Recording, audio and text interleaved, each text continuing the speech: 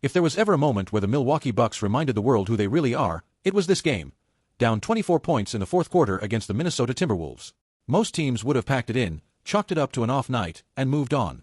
But not this squad.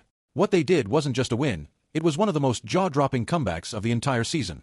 A 34-3 run, complete dominance on both ends, and a wild momentum swing that might have just reignited their season at the perfect time. This wasn't just about putting points on the board. It was about belief. Grit. That playoff-level edge that separates contenders from pretenders. And the most impressive part? It wasn't even their regular starting five that led the charge. The group that completely flipped the game featured Kevin Porter Jr., A.J. Green, Gary Trent Jr., Giannis Antetokounmpo, and Bobby Portis. Not exactly your expected closing lineup, right? But that's the beauty of it. These guys clicked like a well-oiled machine, and they did it when everything was on the line. It all started on the defensive end.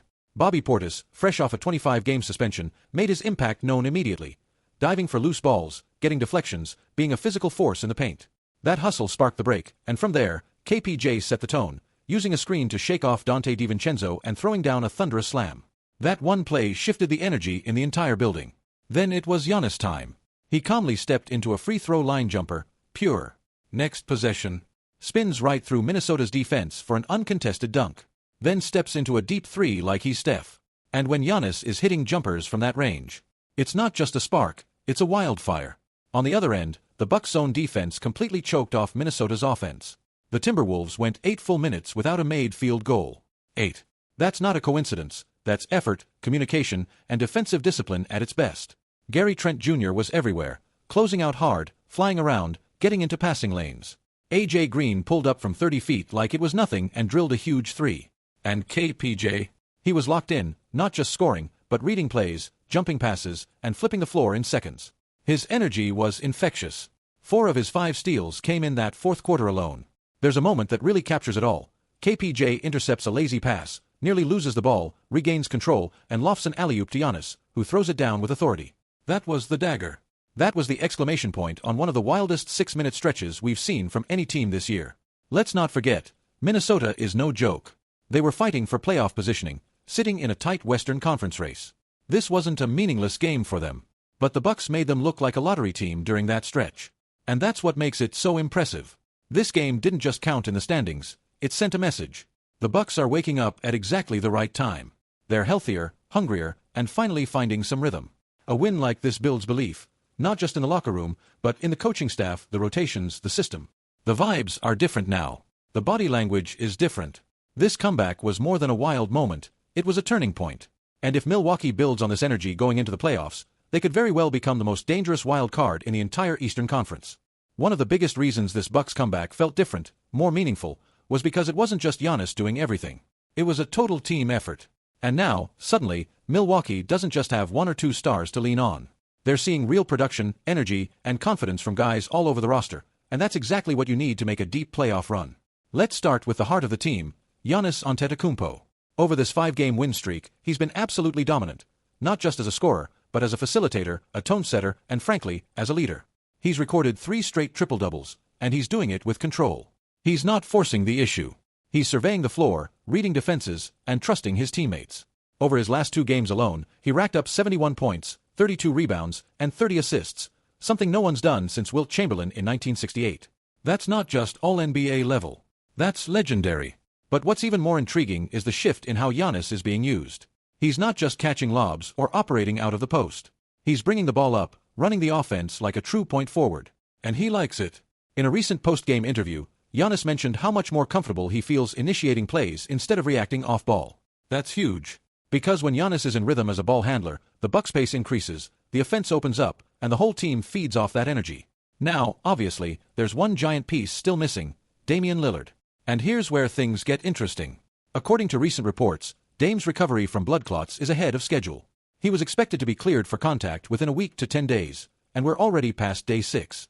So depending on how things go, we could see Dame return in the final few games of the regular season, or, at the latest, in the opening round of the playoffs. And look, even though the Bucks have managed without him, Lillard's presence changes everything. He's the guy who sets the tone offensively, forces defenses to stretch out, and takes pressure off everyone else, especially Giannis. During this win streak, Milwaukee has had sluggish starts in multiple games. The offense has looked clunky and slow until it finds a rhythm. That's exactly where Lillard is missed most, early in games, getting things flowing, hitting those momentum-setting shots, and letting Giannis ease into the game rather than having to carry the load from tip-off. But Dame or no Dame, the emergence of the role players can't be overstated. Kevin Porter Jr. has been a revelation. He's scored 20 or more in 3 straight games, and it's not just about the points. It's the when and how. In that comeback against Minnesota, he picked up 4 of his 5 steals in the fourth quarter. He knocked down timely shots. He ran the break. He made smart reads. His chemistry with Giannis, especially in pick and rolls and transition, gives the Bucks something they've been missing since Chris Middleton left, a secondary creator who can also finish. So now the question becomes, should KPJ be in the starting lineup? Even with Dame back, it's a real conversation. Right now, KPJ's coming off the bench behind Ryan Rollins, who's been solid, but less explosive. Rollins has shown flashes, season highs, good minutes, but in the Minnesota game, he was quiet. Meanwhile, KPJ took over. And then there's Kyle Kuzma, a wild card, if there ever was one. Defensively, he's been serviceable. He had some solid stretches guarding Anthony Edwards. But offensively, it's been frustrating. He had just 10 points on 50% shooting in 25 minutes, but also turned it over 3 times and finished a -15 in plus-minus.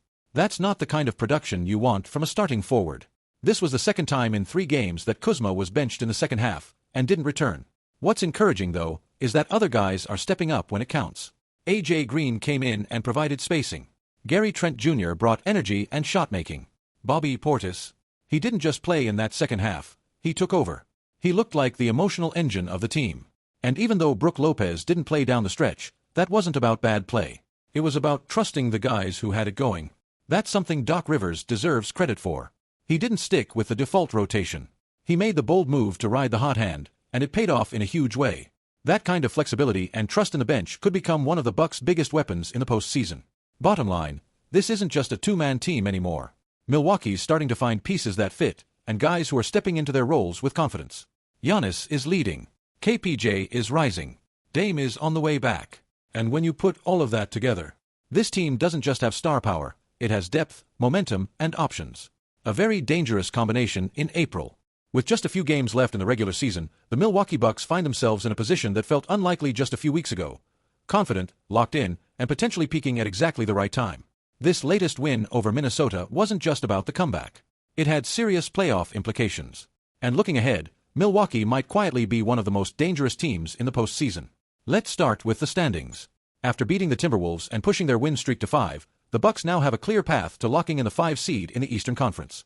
Their final 2 games are against the Detroit Pistons, a team they've already beaten twice this season. That means Milwaukee likely only needs to win one of those games to secure the 5th spot. And why does that matter? Because that sets up a first-round matchup with the Indiana Pacers, a team the Bucks believe they can beat, especially at full strength. But the bigger picture is even more intriguing. This team has been slowly getting healthier, slowly tightening up its rotations, and now, slowly starting to believe again. Giannis is playing some of the best basketball of his career. Damian Lillard is reportedly ahead of schedule with his recovery from blood clots. And the role players, they're not just filling gaps, they're winning games. Giannis, fresh off being named Eastern Conference Player of the Week, is putting up video game numbers. In the last 3 games, he's notched 3 straight triple-doubles, including a stretch where he recorded 71 points, 32 rebounds, and 30 assists across 2 games. That put him in the same statistical breath as Wilt Chamberlain. But even more important than the stats is the role change. Giannis has taken over as the Bucks' primary ball handler, and it's working. In his post-game interview, he talked about how much more comfortable he feels with the ball in his hands, reading the floor, making decisions, and initiating the offense. That shift has completely changed the team's tempo. When Giannis is pushing the pace, the Bucks play faster, and when they play faster, they're dangerous. They get into early offense, attack mismatches, and capitalize on transition opportunities. It's chaos, the kind of chaos the Bucks thrive in. Now, does that mean Damian Lillard will take a back seat?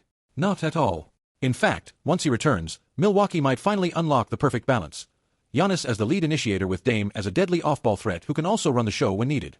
Imagine trying to defend both of those guys at once, especially when surrounded by shooters and energy guys like AJ Green, Gary Trent Jr., and KPJ. Speaking of role players, Kevin Porter Jr. might be the X-factor no one saw coming. He's now scored 20-plus in 3 straight games, and more importantly, he's making winning plays, timely steals, smart passes, confident shot-making. His chemistry with Giannis has been surprisingly smooth, especially in pick-and-roll situations. The Bucks haven't had a true secondary creator since Chris Middleton left, but KPJ might be filling that void, and then some. Of course, there are still questions. Kyle Kuzma has struggled with consistency.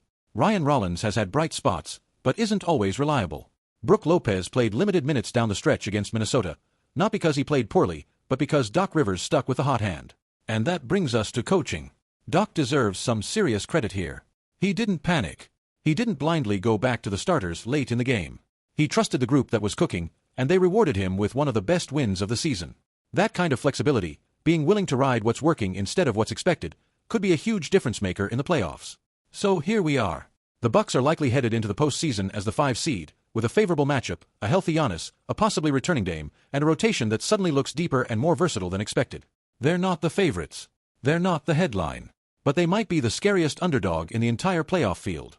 And if you're the rest of the East, especially teams like Boston or New York, that's a team you really didn't want to see coming together in April.